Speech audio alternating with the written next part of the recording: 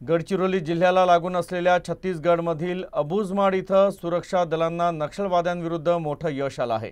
सोमवारी झालेल्या चकमकीत नक्षलवादी केंद्रीय समितीचे दोन मोठे सदस्य कादरी सत्यनारायण उर्फ कोसा आणि कट्टा रामचंद्र रेड्डी उर्फ विकल्पराजू दादा हे ठार झाले।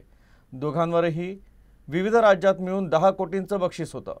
ही चकमक नक्षलवाद्यांसाठी मोठा धक्का आहे, कारण केवळ एका महिन्यात केंद्रीय समितीचे 4 प्रमुख नेते मारले गेलेत। सुरक्षा दलांना या सीमावर्ती भागात नक्षलवादी लपून बसल्याची गुप्त माहिती मिळाली होती। कारवाई दरम्यान दबा धरून बसलेल्या नक्षल्यांनी सुरक्षा दलाच्या जवानांवर गोळीबार केला, तर सुरक्षा दलांनाही जोरदार प्रत्युत्तर दिलं। तासभर चाललेल्या चकमकीनंतर सुरक्षा दलांना निर्णायक विजय मिळाला। केंद्रीय समितीचे 2 सदस्य कादरी सत्यनारायण उर्फ कोसा आणि कट्टा रामचंद्र रेड्डी उर्फ विकल्प राजू दादा हे चकमकीत ठार झाले।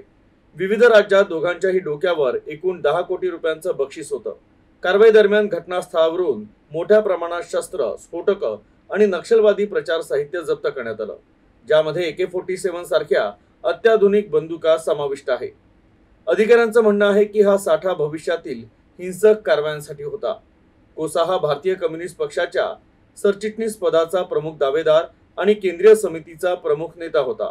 विकल्पनं नक्षलवादी चळवळीत अनेक जबाबदाऱ्या सांभाळल्या, ज्यात प्रवक्ता आणि नक्षलवादी प्रचार साहित्याचा प्रकाशक अशा जबाबदाऱ्यांचा समावेश होता।